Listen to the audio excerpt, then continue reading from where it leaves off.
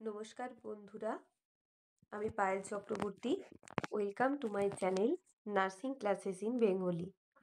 তো আজকে চলে এসেছি একটি নতুন জবের আপডেট নিয়ে। RRB paramedical recruitment 2025 vacancy notification out for 403 post. অর্থাৎ আরআরবি প্যারামেডিক্যাল রিক্রুটমেন্টের 2025-এ একটা নোটিফিকেশান বার হয়েছে, যার টোটাল সিট সংখ্যা আছে 403টি। আরআরবি প্রতিবারের মতো এবারেও একটা ভ্যাকেন্সি রিলিজ করেছে, যেখানে 400+ একটা ভ্যাকেন্সি আছে। তো এই আরআরবি রিক্রুটমেন্টটা প্রতি বছর কিন্তু হয় না। আগে 3 থেকে 4 বছর ছাড়া ছাড়া হতো। এখন আগের বার নার্সিং রিলেটেড রিক্রুটমেন্ট ছাড়াই এবছরও একটা নার্সিং সুপারিনটেন্ডেন্টের পোস্ট ক্রিয়েট করা হয়েছে। তো সেই সিট সংখ্যাটাতে একটু যাব। তো টোটাল সিট সংখ্যা আছে 403টি।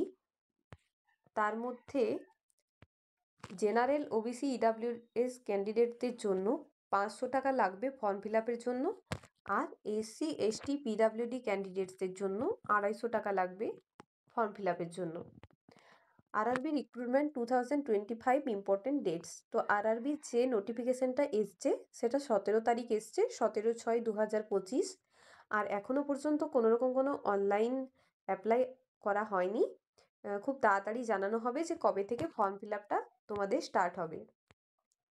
আর কোনোরকম কোনো অনলাইনে লাস্ট ডেট কিছুই দেওয়া হয়নি।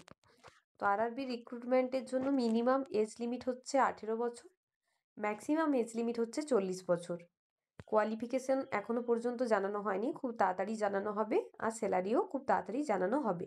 তো প্রতিবারের মতো যেভাবে এক্সপিরিয়েন্স থাকে যে বিএসসি নার্সিং ক্যান্ডিডেটসরা এক্ষেত্রে এলিজিবেল, তার সাথে হচ্ছে আগেরবার যেরকম ছিল যে যারা জিএনএম পাস আউট, এমনকি নিউলি যারা ফ্রেশার্স পাস আউট করে বার হয়েছে কিন্তু রেজিস্ট্রেশন আছে, সেই সব ক্যান্ডিডেটসরাও কিন্তু এই আরআরবির জন্য অ্যাপ্লাই করতে পারো।